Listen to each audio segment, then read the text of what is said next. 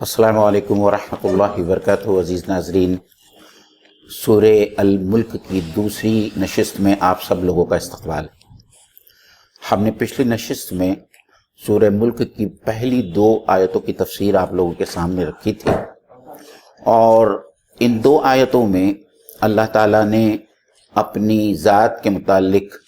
3 صفات بیان کی تھی کہ اس کی ذات بڑی ہی بابرکت ہے، اور پھر یہ ساری کائنات پر اس کا اقتدار ہے، ہی از دا اومنیپوٹنٹ بینگ، اور تیسری بات یہ تھی کہ وہ تمام چیزوں پر قدرت رکھتا ہے۔ پھر اس کے بعد میں اللہ تعالیٰ نے زندگی اور موت کا فلسفہ بیان کیا، اور یہ کہا کہ یہ زندگی اور موت کا جو چکر ہے، اللہ تعالیٰ اس کے ذریعے انسانوں کی آزمائش کرتا ہے، اور اس آزمائش سے جو کامیابی کے ساتھ میں گزر جاتے ہیں ان کے لیے اللہ تعالیٰ کی طرف سے آخرت میں بھی اور اس دنیا میں بھی نعمتیں ناصل ہوتی۔ آج انشاءاللہ تعالیٰ ہم آیت نمبر 3 سے شروع کریں گے۔ مولانا محترم عبدالستار ندوی صاحب آپ کے سامنے قرآن مجید سے تلاوت کریں گے اور ہر آیت کی لغوی معنی بیان کریں گے، اور پھر اس کے بعد میں اس کی تفسیر بیان کی جائے گی انشاءاللہ۔ اعوذ باللہ من الشیطان الرجیم، بسم اللہ الرحمن الرحیم، الذی خلق 7 سماوات طباقا ما ترى في خلق الرحمن من تفاوت فارجع البصر هل ترى من فطور۔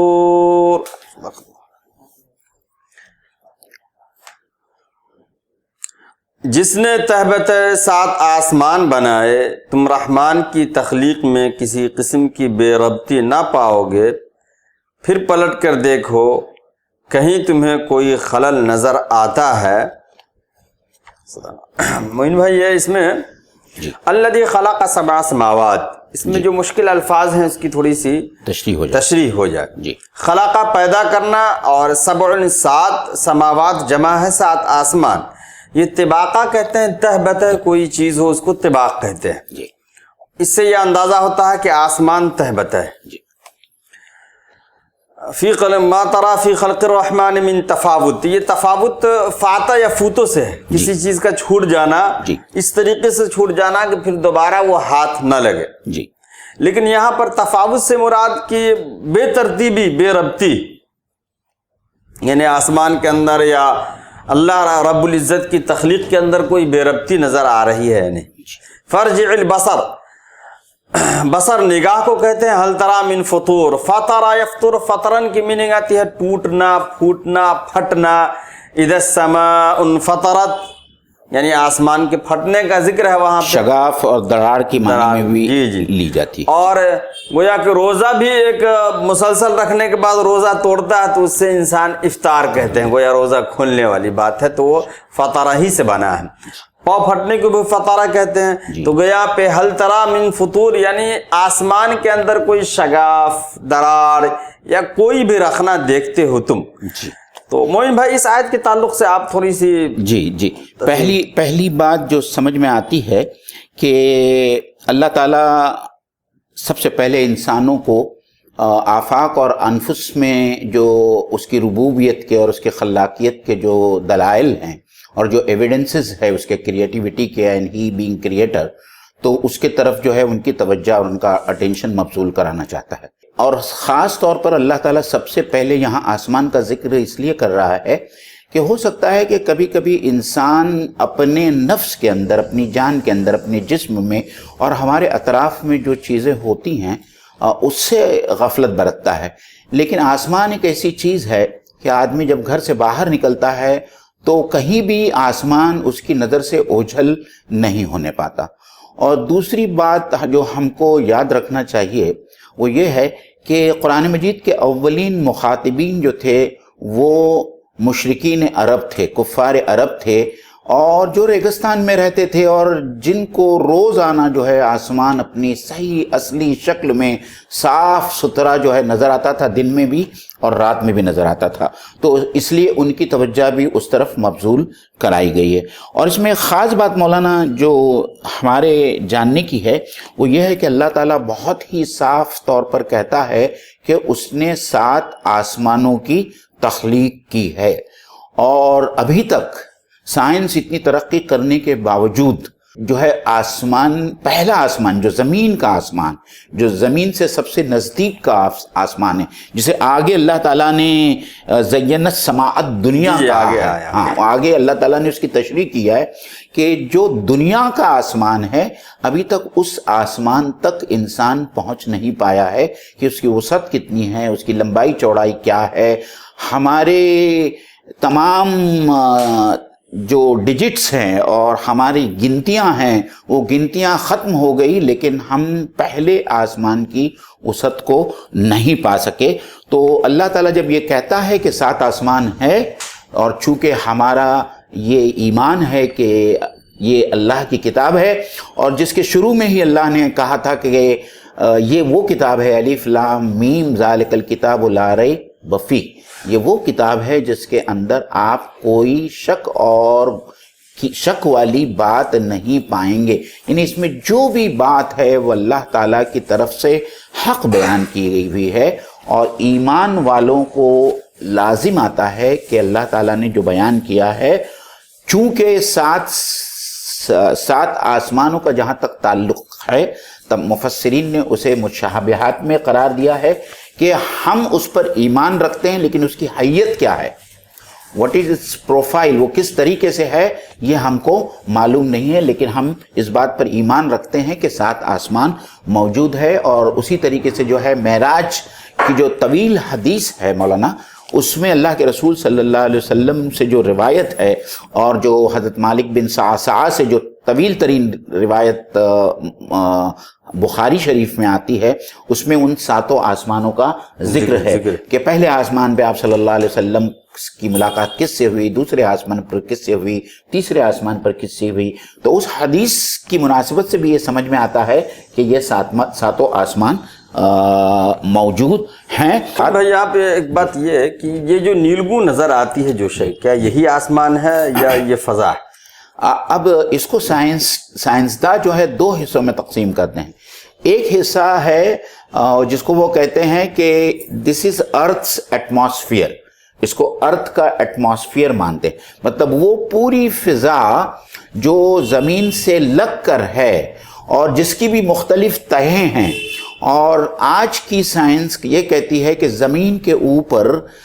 जो एटमॉस्फेयर ऑफ द अर्थ है उसकी 5 लेयर्स हैं, और वो जो आखिरी लेयर है उसको वो लोग एक्सोस्फीयर कहते हैं। और मौलाना ये सुनकर हमको ताज्जुब होता है कि इतनी साइंसी तरक्की होने के बाद में भी ये जो एक्सोस्फीयर है जो आसमान ये ज़मीन के इर्द गिर्द का एटमॉस्फेयर है, वो सिर्फ 1000 किलोमीटर पे है, दूरी पर है। यानी इंसान की साइंस जो है सिर्फ अब तक जो है वो 1000 किलोमीटर की दूरी तक पहुंच पाया है, और फिर वो चांद तक पहुंच पाया है। अब हम जब सूरज को देखते हैं तो सूरज का फासला है, उसका जो डिस्टेंस है वो 1500 मिलियन किलोमीटर है।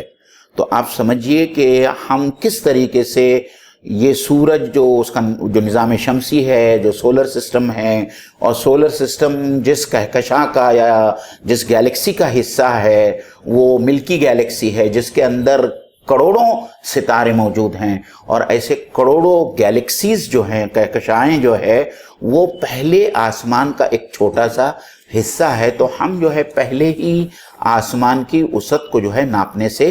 कासिर। और मैं मुफस्सिरीन की इस बात की तरफ हमारे नाजरीन की तवज्जो मबजूल कराना चाहूँगा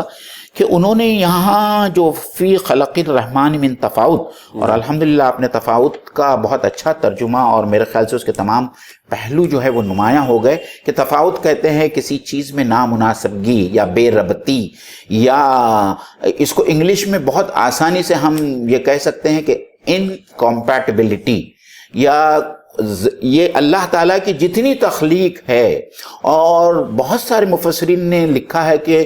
اس یہاں جو خلق الرحمن آیا ہے اس کو صرف آسمان تک کیوں محدود کریں؟ اللہ تعالیٰ نے یہاں تو نہیں کہا ہے کہ وہ آسمان کی بات کر رہا ہے، یہاں خلق الرحمن کی بات کر رہا ہے. تو خلق الرحمن کا جہاں تک تعلق ہے تو ہر تخلیق اللہ تعالیٰ کی، اس کے بارے میں اللہ تعالیٰ یہاں چیلنج کر رہا ہے. اور جیسے کہ آگے واپس جو ہے ہم کو نظر آئے گا کہ اللہ تعالیٰ کہتا ہے کہ تم ایک بار اپنی نظر کو دوبارہ پلٹاؤ اور دیکھو کہ رحمان کی تخلیق میں تم کو کہیں کوئی خلل، کہیں کوئی نقص، کہیں کوئی فلا نظر آتا ہے، یا کوئی ایسا لگتا ہے کہ ان سنکرونائزیشن ہے. تو جب ہم پوری تخلیق کو، پوری کائنات کو، اور بشمول ہمارے اپنے جسم کو، ہمارے اطراف میں جو چیزیں ہیں ان کو ہم جب دیکھتے ہیں تو ایسا لگتا ہے کہ ان تمام چیزوں کے اندر مولانا ایک زبردست ربط ہے، ہم آہنگی ہے. Every thing is in sync, جس کو انگلش میں کہتے ہیں، کہ یہ پوری کائنات جو ہے اللہ تعالیٰ کے مرضی کے مطابق، اللہ تعالیٰ کے بنائے ہوئے قوانین کے مطابق جو ہے وہ رواں دواں ہے. یہ معین بھائی، اس میں دیکھیے ما ترا فی خلق الرحمن، جی، رحمان کی پیدائش میں، جی، تو فی خلق ہی بھی آ سکتا تھا، یعنی اس کی پیدائش میں، یا فی خلق الخالق، یا فی خلق اللہ، جی، اللہ کی پیدا کردہ چیزوں میں. رحمان کی طرف خلق کی نسبت کر کے کہ اللہ رب العزت کی اس کلام سے جو بات سمجھ میں آ رہی ہے وہ یہ ہے کہ اللہ جو ہے صرف پیدا کر کے آسمان و زمین اور ساری مخلوقات کو یوں چھوڑ نہیں دیا، بلکہ وہ رحمان ہے. رحمان ہونے کی وجہ سے اس نے ساری کائنات میں رحم کا معاملہ کیا اور سارے انتظامات فرما دیے. بالکل. اور مولانا یہاں آپ نے جو نقطہ لایا ہے وہ بہت اچھا ایک نقطہ لایا ہے، کیونکہ میرے خیال سے کچھ اناجیل میں یہ آتا ہے کہ اللہ تعالیٰ نے 6 دنوں میں کائنات کی تشکیل کی یا تخلیق کی، اور 7ویں دن اس نے آرام کیا. جی، قرآن مجید میں بھی ایک جگہ لکھا ہے کہ اللہ تعالیٰ جو ہے تھک نہیں جاتا کسی کام سے، اور اس میں بھی یہی کہا ہے کہ اللہ تعالیٰ نے جو ہے تخلیق کیا. اور پھر اس کے بعد میں آپ نے جو نقطہ بیان کیا،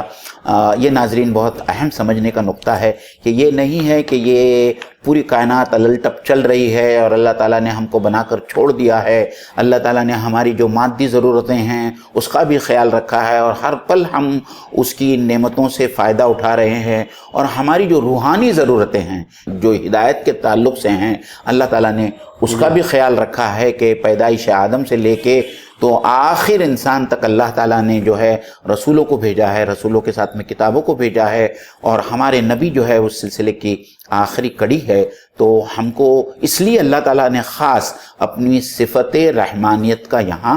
ذکر کیا. جی.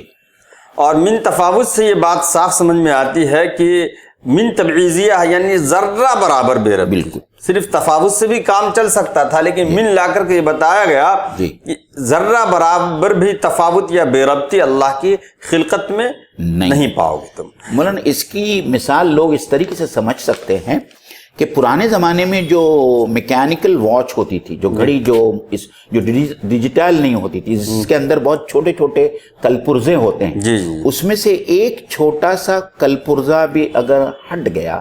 یا وہ کام کرنا بند کر دیا وہ کمپوننٹ نے، تو پوری گھڑی جو ہے چلنا بند ہو جاتی. تو کچھ یہی حال جو ہے اللہ تعالیٰ کی پوری کائنات کا ہے کہ ہر چیز ایک دوسرے کو سپورٹ کرتی ہے یا کمپلیمنٹ کرتی ہے، اور کمپلیمنٹ کرنے کی وجہ سے جو ہے یہ پوری کائنات رواں دواں ہے. جہاں تضاد ہے اس تضاد میں بھی ضرورت ہے، اور اس ضرورت کے تحت اللہ تعالیٰ نے وہ تضاد رکھا ہے. اور ہم نے آج سے پہلے کی صورتوں میں اس تضاد کے اوپر بھی بہت لمبی بحث کی ہے کہ کس طریقے سے دن اور رات حالانکہ ایک دوسرے کی ضد ہے، لیکن دن کی روشنی جتنی ضروری ہے اتنی ہی ضروری جو ہے رات کا سکون اور رات کا اندھیرا بھی ہے. تو ہم اللہ تعالیٰ کی یہ جو کائنات ہے اس میں کہیں بھی جو ہے خلل، بے ربطی اور انکمپیٹیبلٹی جو ہے ہم نہیں پاتے. فرجع البصر هل ترى من فطور، پھر پلٹ کر دیکھو کہیں تمہیں کوئی خلل نظر آتا ہے. یہ بار بار اللہ تعالیٰ کی طرف سے کہا جا رہا ہمیں، بلکہ سارے انسانوں کو، کہ اللہ کی جو مخلوقات ہے، خلقت ہے، پیدا کردہ اشیاء ہے، آفاق و انفس ہے، تمام چیزوں میں کہیں بے ربطی نہیں پاؤ گے، کہیں بے ربطی نہیں پائی جائے گی. یہ اس میں آپ کو ایسا نہیں لگتا کہ اللہ تعالیٰ تمام انسانوں کو قسم کا چیلنج پیش کر رہا ہے جی جی کہ تمہاری نظر کو واپس لوٹاؤ اور آسمان کی طرف دیکھو، کائنات کی طرف دیکھو، اپنے جسم کی طرف دیکھو. کیا تم اللہ تعالیٰ کی تخلیق میں کوئی تفاوت، کوئی فلا، کوئی ڈیفیشنسی، کوئی ڈیفیکٹ، کوئی خلل پاتے ہو؟ تو یہ اسی قسم کا چیلنج اللہ تعالیٰ نے جا بجا قرآن مجید میں، جیسا کہ قرآن مجید کا اللہ کی کتاب ہونا، اس کے بارے میں اللہ تعالیٰ نے سورہ بقرہ میں تمام انسانیت کو چیلنج کیا ہے آج سے 1500 سال پہلے، اور اس چیلنج کو 1500 سال گزر گئے، لیکن آج تک کوئی مائی کا لال جو ہے قرآن مجید کی ایک سورہ برابر جو ہے سورہ لکھ نہیں سکا نا. اللہ تعالیٰ نے اس میں یہ کہا کہ ان کنتم فی ریب مما نزلنا علی عبدنا فأتوا بسورۃ من مثلہ وادعوا شہداءکم من دون اللہ ان کنتم صادقین، کہ تم قرآن مجید کی ایک سورہ جیسی کوئی سورہ بنا کے لے آؤ اور اپنے جتنے مددگار ہیں اللہ تعالیٰ کو چھوڑ کر ان سب مددگاروں کی مدد لو. لیکن اس کے باوجود اللہ اسی چیلنج کا جواب اس کے بعد والی آیت میں دیتا ہے کہ تم ایسا ہرگز نہیں کر سکو گے. تو اس طریقے سے قرآن مجید میں اللہ تعالیٰ نے جا بجا انسانوں کو چیلنج کیا ہے، اور یہ چیلنج بہرحال صرف اسی نقطۂ نظر سے ہے کہ اللہ تعالیٰ انسانوں کو یہ بتانا چاہتا ہے، ایمان والوں کو نہیں،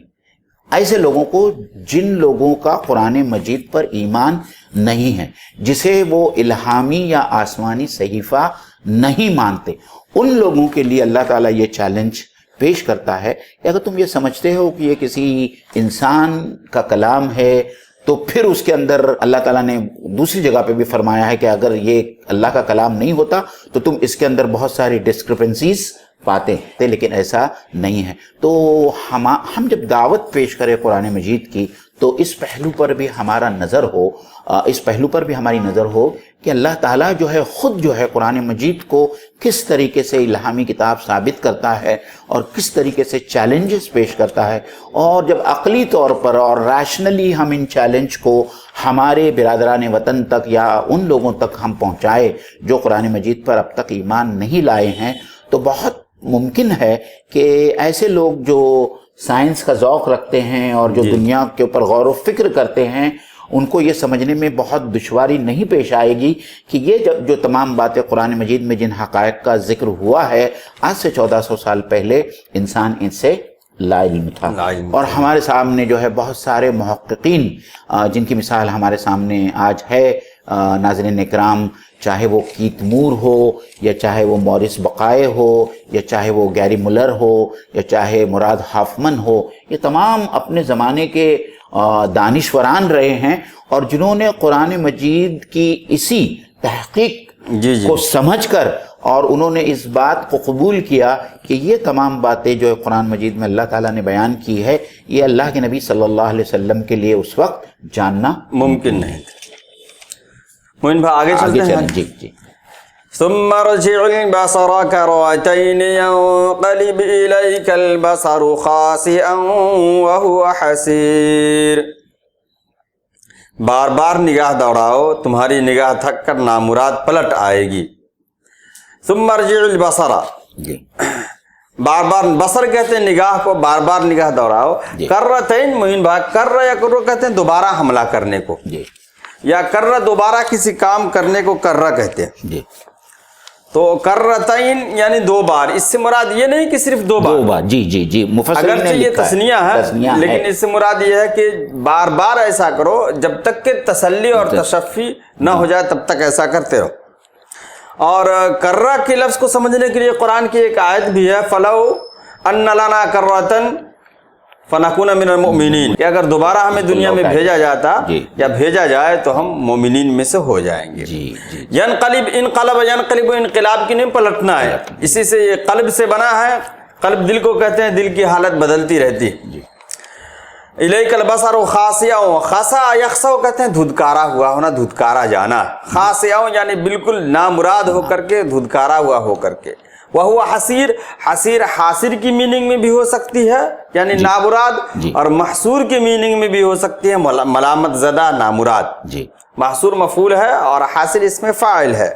اور سورہ بنی اسرائیل میں فتقعد ملوما محصورا، جی جی، کہ اگر تم ایسا کرو گے یعنی بیجا فضول خرچی کرو گے تو بالکل لعنت ملامت زدہ ہو کر کے بیٹھ جاؤ گے. تو آیات کی یہ گویا کہ ایک ہلکی سی تشریح ہو گئی, لغوی تشریح ہو گئی. اب آگے ہم چلتے ہیں اس کی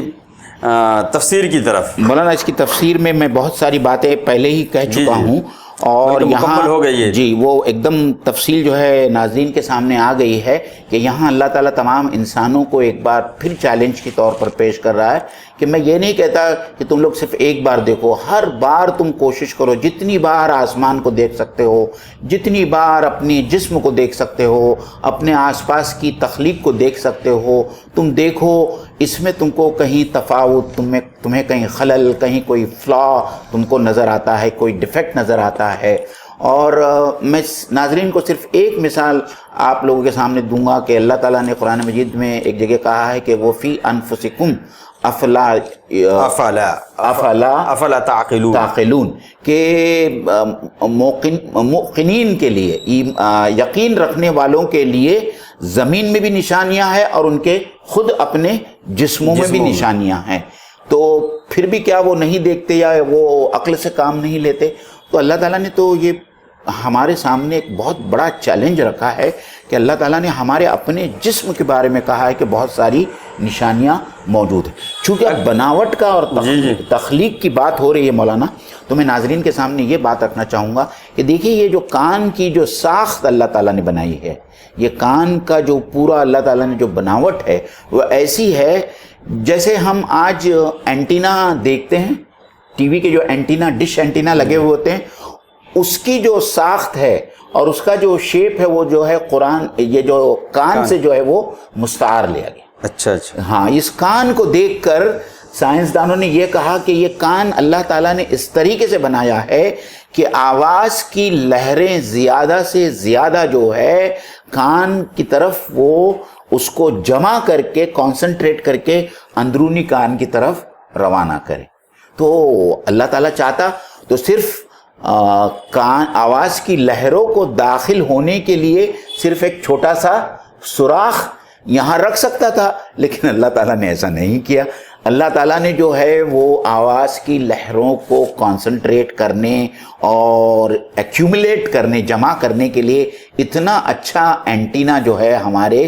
یہاں لگایا. اور آپ دیکھیے, اپنے آئینے میں آپ کھڑے ہو کر دیکھیے کہ آپ کی صورت بغیر کانوں کے کیسے نظر آتی. ہم کتنا بدصورت نظر آتے اگر یہ دو کان نہیں ہوتے, یا اگر صرف اللہ ایک ہی کان بناتا, دوسرا کان نہیں بناتا, تو ہم کتنے بدصورت ہوتے. تو اللہ تعالیٰ نے ہمارے جمالیاتی حص کا بھی جو ہے خیال رکھا ہے, اور اللہ تعالیٰ کی جو بھی تخلیق ہے, یہ تو میں نے ایک ناظرین اکرام ایک بہت چھوٹی سی مثال دی, ایسے ہزاروں مثالیں جو ہے ہم اپنے جسم میں پائیں گے اور ہم صرف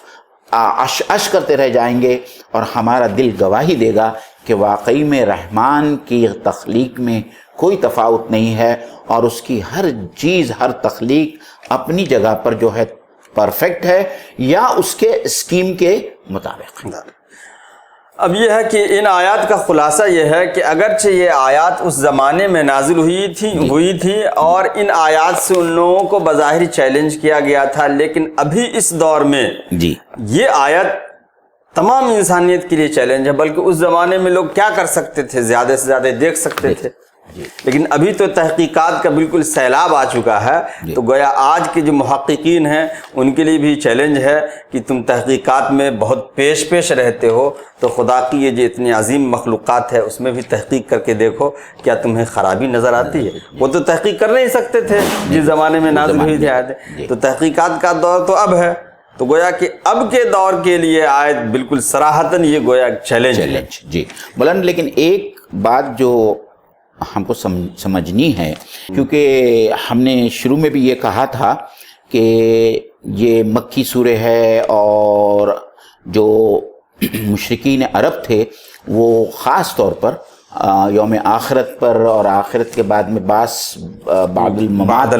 بعد الموت پر ایمان نہیں رکھتے تھے. تو اللہ تعالیٰ کہیں ان کو یہی کہنا چاہتا ہے کہ جو خالق اور جو مالک اور جو ایسی ہستی ہے جو ہر چیز پر قدرت رکھتی ہے, اور جس نے اتنا مکمل نظام کائنات اور زندگی بنایا ہے اور وہ اتنا کمپلیکیٹڈ ہے کہ اس کو سمجھنا ممکن نہیں ہے، تو اس کا بنانا کتنا مشکل رہا ہوگا، لیکن جس ہستی نے اتنی آسانی سے یہ اتنی کمپلیکیٹڈ یونیورس کو بنایا ہے، اس کو، اس یونیورس کو یا اپنی تخلیق کو ختم کر دینا اور اپنی تخلیق کو دوبارہ وجود میں لانا کتنا آسان ہے، اور کیوں کر آپ لوگ اس کو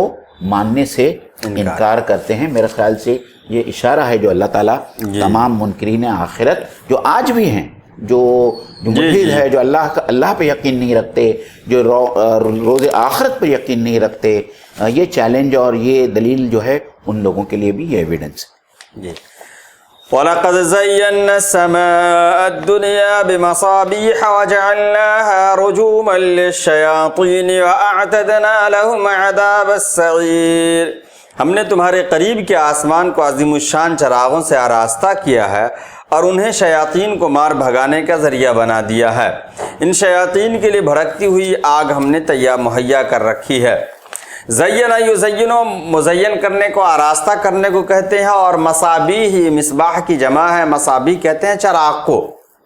اور رجما پتھر سے مارنے کو کہتے ہیں۔ رجوما للشیاطین، گویا کہ شیاطین جو فرشتوں کی باتوں کو سننے کے لیے آسمان پر جاتے ہیں، ان کو تارے توڑ کر مارے جاتے ہیں، شہاب ثاقب سے مارے جاتے ہیں۔ اعتدنا لہم سعیر، عذاب السعیر، اور اللہ نے یہ بتایا کہ ان جناتوں کے لیے، شیاطین کے لیے ہم نے آگ کا انتظام کر رکھا، جہنم کے آگ کا، گویا کہ پہلے بھی ان کو شہاب ثاقب سے مارا جاتا ہے آگ سے، اور پھر ان کا ٹھکانہ بھی، ان گنہگاروں کا، مجرموں کا ٹھکانہ بھی جہنم ہی ہے، جو آگ کا ہی حصہ ہے۔ اس میں مزید صرف اتنا اضافہ کرنا چاہوں گا مولانا کہ یہاں اللہ تعالیٰ نے خاص طور پر اوپر 7 آسمان کی بات کہی، یہاں خاص طور پر اللہ تعالیٰ نے سماعت دنیا کا لفظ لایا، مطلب وہ آسمان جو دنیا کے سب سے نزدیک ہے، جو ہماری آنکھوں کو نظر آتا ہے، ہماری ننگی آنکھوں کو بھی نظر آتا ہے، اور ہم دوربین، چاہے وہ ہبل کی دوربین ہو، ٹیلیسکوپ ہو، اس سے بھی جو ہے ہم کو صرف پہلا ہی آسمان نظر آتا ہے۔ لیکن خاص بات جو مولانا یہ سمجھنے کی ہے کہ اللہ تعالیٰ نے جو اصطلاحات استعمال کیا ہے، وہ اصطلاحات اس زمانے میں سمجھنا بہت مشکل تھا، لیکن آج جب ہم سائنس کی روشنی میں دیکھتے ہیں تو یہ اصطلاحات اپنے آپ میں بے مثال ہوتی ہیں۔ جیسا اللہ تعالیٰ نے جو ستاروں سے جو اللہ تعالیٰ نے پورے آسمان کو مزین کیا ہے، اور واقعی میں جب اندھیری رات ہوتی ہے اور جب آسمان کھلا ہوا ہوتا ہے، اس میں جو ستارے جس طریقے سے نظر آتے ہیں،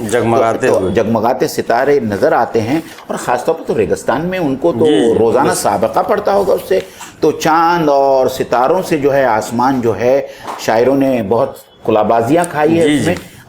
آسمان کی خوبصورتی میں، کہ کس طریقے سے ستاروں سے اللہ تعالیٰ نے مزین کیا۔ لیکن خاص طور پر اللہ تعالیٰ نے چراغوں کو، اس کو، ستاروں کو چراغ سے تشبیہ دی، کیونکہ چراغ میں حرارت بھی ہوتی ہے اور روشنی بھی ہوتی ہے۔ یہ تو آج ہم کو معلوم پڑا کہ آسمان میں جو اجرام فلکی ہوتے ہیں، اس میں کچھ سیارے ہوتے ہیں اور کچھ ستارے ہوتے ہیں۔ ستارے خود سے روشن ہوتے ہیں، اس کے اندر آگ بھی ہوتی ہے، حرارت بھی ہوتی ہے اور روشنی بھی ہوتی ہے۔ جیسے ہمارے لیے جو ہے سب سے بڑا ستارہ جس کی وجہ سے زندگی اس زمین کے اوپر ممکن ہو سکتی ہے، وہ ہے سورج، اور جو چاند ہے وہ زمین کی ایک سیٹلائٹ ہے، ایک سیارہ ہے جو سورج کی روشنی سے روشن ہوتا ہے، اور اسی لیے اللہ تعالیٰ نے دیکھیے کتنی خوبصورتی سے اس کو قمرم منیرہ کہا ہے، سراجم وہاجا کہا سورج کو، بھڑکتا ہوا چراغ، جلتا ہوا چراغ، حرارت والا چراغ، اور وہیں جو ہے اللہ تعالیٰ نے قرآن مجید میں چاند کو قمرم منیرہ کہا کہ ہم نے چاند کو روشن چاند بنایا ہے۔ اس زمانے میں تو سمجھنا مشکل تھا، لیکن آج دیکھیے، آج سائنس کی روشنی میں آدمی سمجھ سکتا ہے کہ اللہ تعالیٰ سورج کا جب ذکر کرتا ہے تو اس جگہ اس کو جو ہے سراج سے تشبیہ دیتا ہے، وہاج مصباح سے تشبیہ دیتا ہے، اور جب چاند کا ذکر کرتا ہے تو اس کو منور یا روشن چاند سے تشبیہ دیتا ہے. تو یہ بڑی عجیب بات ہے جو ہم کو سمجھنا چاہیے. مصابیح میں ایک بات یہ بھی ہے کہ چراغ جو ہے راستہ دکھانے کا بھی کام کرتا ہے. تو اس زمانے میں بھی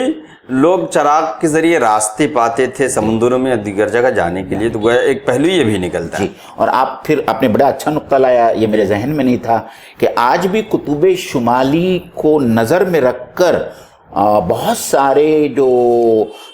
مسافر ہوتے ہیں اور خاص طور پر جو سمندروں میں سفر کرتے ہیں, آج تو کیمپس آ گیا ہے, یہ آ گیا ہے, لیکن جس زمانے میں کیمپس وغیرہ نہیں ہوا کرتا تھا اس زمانے میں قطبی کیا کہتے ہیں, قطب شمالی نہیں, قطب تارہ کو دیکھ کر جو ہے لوگ اپنے سفر کی جو ہے ڈائریکشن سمت طے کرتے تھے. تو اس لیے بھی جو ہے اللہ تعالیٰ نے میرے خیال سے شاید چراغ کے معنی میں لایا ہے. میں آپ لوگوں کی توجہ جو ہے آتدنا کی طرف مبذول کرانا چاہتا ہوں. دیکھیے, آتدنا کی معنی ہوتی ہے تیار رکھنا. مطلب یہ ہے کہ, اور قرآن مجید میں جنت کے بارے میں بھی یہ کہا گیا ہے, آتدنا تیار کر رکھا ہے, تیار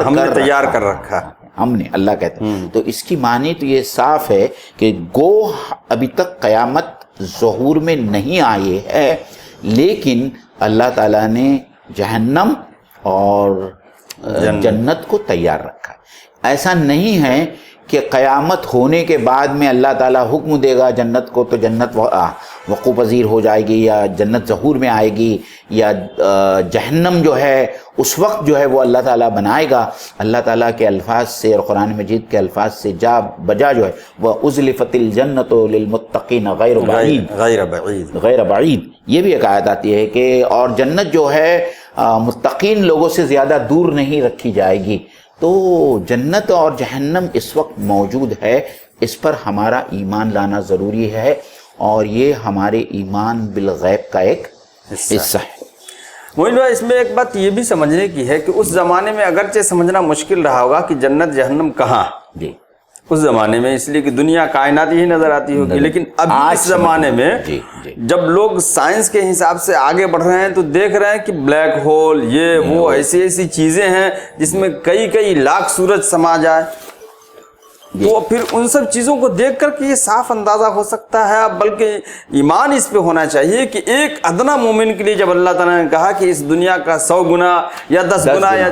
جتنا ملے تو آسانی ہے وہ گویا کہ, یعنی اس زمین سے ہزاروں لاکھوں گنا بڑا سورج ہے,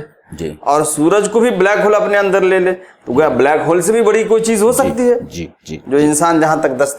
تک انسان نہیں پہنچ سکا. بہت صحیح بات ہے مولانا. اور دوسری بات جو ہم کو یہ سمجھانی ہے ہمارے ناظرین کو, رجوم للشیاطین. تو وہاں جو یہ نقطہ اس لیے لایا جا رہا ہے کہ یہ بات اس زمانے میں مشہور کر دی گئی تھی کہ جس طریقے سے کاہن پیشن گوئیاں کرتے تھے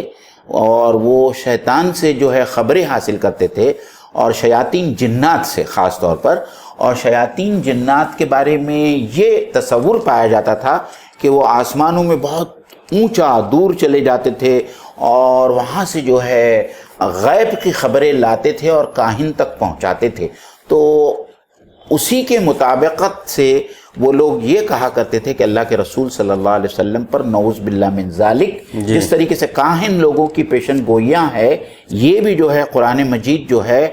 اللہ کے رسول جو ہے جنات سے, شیاطین جنات سے سن کر جو ہے لوگوں کے سامنے پیش کر رہے ہیں. تو ان کے اس تصور اور ان کے اس کنسپٹ کی یہاں تردید کی جا رہی ہے, اس کو جھٹلایا جا رہا ہے, اور یہ کہا جا رہا ہے کہ اللہ تعالیٰ نے ایک ایسا نظام قائم رکھا ہے کہ آسمان کے مختلف ستاروں سے میٹریوائٹس اور ایسٹیرائڈس جو ہے وہ ہر پل نکلتے, اور ہزاروں اور لاکھوں کی تعداد میں یہ ٹکڑے گرتے ہیں, اور آسمان میں ان کا ایک بیلٹ ہے جس کو ایسٹرائڈ بیلٹ کہا جاتا ہے. ہم اس کی ان کی تصویر جو ہے ان کو بتائیں گے. اور اللہ تعالیٰ یہ کہتا ہے کہ یہ ایک قدرتی نظام ہے, اور اس نظام کا ایک فائدہ یا اللہ تعالیٰ اس کو جو ہے بطور میزائل استعمال کرتا ہے ان شیاطین جنات کے لیے جو وحی کو حاصل کرنے یا غیب کی خبروں کو حاصل کرنے کے لیے اوپر جانے کی کوشش کرتے ہیں. تو اللہ تعالیٰ اسی کی بات یہاں کر رہا ہے کہ یہ جو شہاب ثاقب ہے، یہ ایسٹرائڈز ہے، یہ میٹرائڈز ہے، مولانا اس میں کچھ میٹرائڈز اور ایسٹرائڈز اتنے بڑے ہوتے ہیں کہ اگر وہ آ کر زمین سے ٹکرا جائیں تو پوری زمین جو ہے وہ تہس نہس ہو جائے گی، لیکن اللہ تعالیٰ نے اس کے لیے بھی جو ہے انتظام کیا ہے۔ اور اللہ تعالیٰ نے قرآن مجید میں میرے خیال سے سورہ انبیاء میں کہا ہے کہ ہم نے آسمان کو سقفاً محفوظاً بنایا، ایک ایسی روف، ایک ایسی چھت بنایا ہے جو زمین کی حفاظت کرتی ہے۔ تو یہ جب میٹرائڈز اور ایسٹرائڈز جب زمین کی فضا میں داخل ہوتے ہیں تو وہ جو ہے منتشر ہو جاتے ہیں، ایک بات تو یہ ہے۔ اور دوسرا اللہ تعالیٰ نے جو حفاظت کا جو بندوبست کیا ہے وہ یہ ہے کہ زمین اور سورج کے بیچ میں ایک دوسرا بہت بڑا جو ہے یہ ہے نظام شمسی کا، نہیں، نظام شمسی کا ایک سیارہ ہے، جس طریقے سے زمین ہے اور وہ زمین سے بہت زیادہ بڑا ہے وہ سیارہ، جی، جوپیٹر۔ اور وہ جوپیٹر بڑا ہونے کی وجہ سے اس کی کشش ثقل بھی جو ہے بہت زیادہ ہے، گریویٹیشنل فورس بھی بہت زیادہ ہے۔ تو جتنے ایسٹرائڈز اور میٹرائڈز آتے ہیں وہ زمین پر آنے کی بجائے جو ہے وہ جوپیٹر جو ہے اس کو اپنی طرف کھینچ لیتا ہے، اور اسی لیے کوئی بھی ایسٹرائڈ جو ہے وہ زمین تک نہیں پہنچ پاتا ہے۔ اگر وہ جوپیٹر سے بچ بھی گیا تو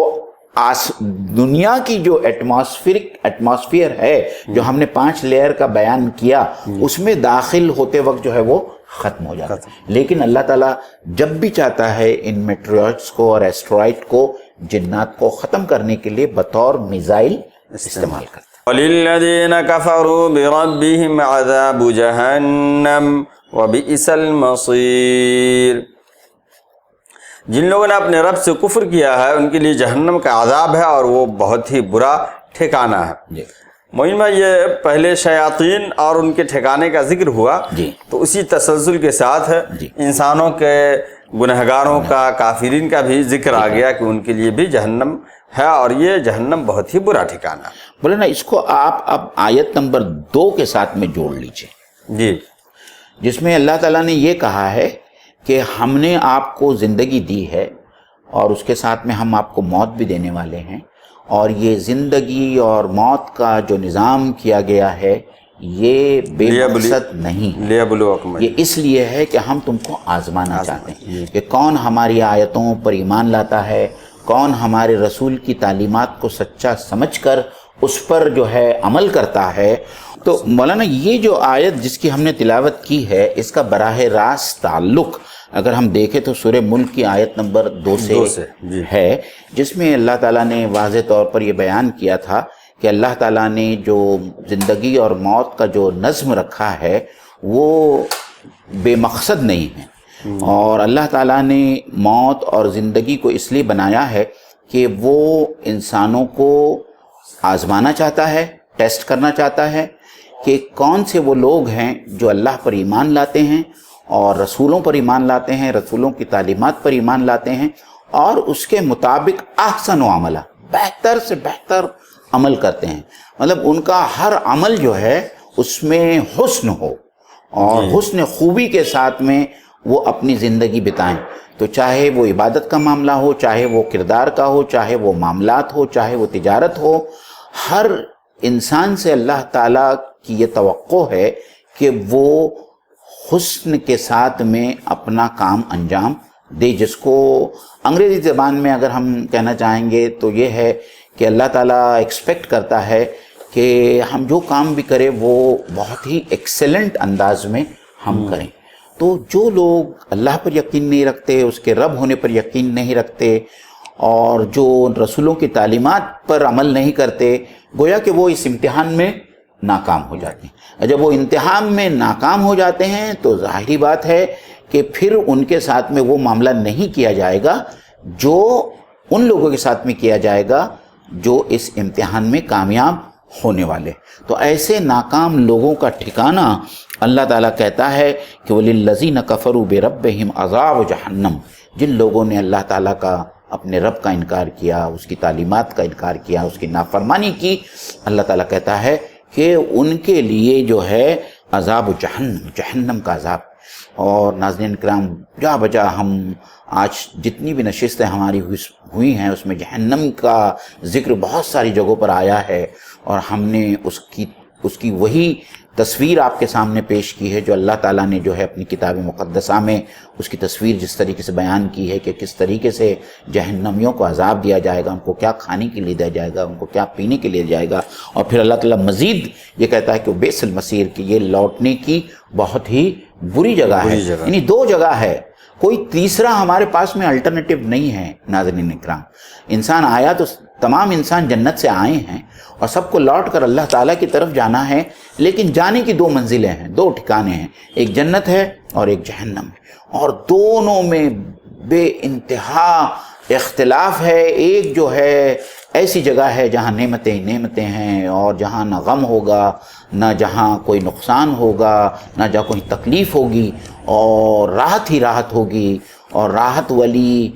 ایسی زندگی ہوگی، ابدی زندگی ہوگی جہاں انسان جو ہے عیش کرے گا، جہاں خالدین فیہا ابدا کے الفاظ قرآن مجید میں آئے ہیں۔ اور دوسری جگہ اللہ تعالیٰ کہتا ہے کہ یہ وہ بئس المصیر کے لوٹنے کی خراب جگہ، سب سے بری جگہ جو ہے وہ جہنم ہے۔ تو آج ہم کو یہ ڈیسائیڈ کرنا ہے، اور یہ ڈیسیجن آج ہی لیا جا سکتا ہے کہ ہم کو لوٹ کر کہاں جانا ہے، لوٹ کر اپنے آبائی وطن جنت میں جانا ہے کہ ہم کو لوٹ کر جہنم میں جانا ہے۔ تو اس کا فیصلہ تو ہر انسان خود اپنے گریبان میں منہ جھانک کر دیکھے گا کہ اس کے اعمال کیسے ہیں، کیا وہ ایمان رکھتا ہے، اور ایمان کے بعد میں جو تقاضے ہیں اللہ کے اور اللہ کے رسول کے، ان تقاضوں پر پورا اترتا ہے تو وہ جنت میں جانے والا ہے یا اس کا آخری ٹھکانہ جہنم ہونے والا ہے۔ یہ آدمی کو آج جو ہے انٹروسپیکشن کرنا ہے، جس کو ہم محاسبہ کہتے ہیں، اور ایک مومن کا حیات کا سب سے بڑا وظیفہ جو ہے وہ اپنا محاسبہ کرنا ہے۔ اور میرے خیال سے ایک حدیث بھی ہے کہ تو حاسبو قبل ان تحاسبو، کہ تم اپنا محاسبہ کرو قبل اس کے کہ تمہارا حساب لیا جائے اللہ تعالیٰ کی بارگاہ میں۔ تو اسی آیت کے ساتھ میں ناظرین اکرام آج جو ہے ہم سورہ ملک کی اس نشست کا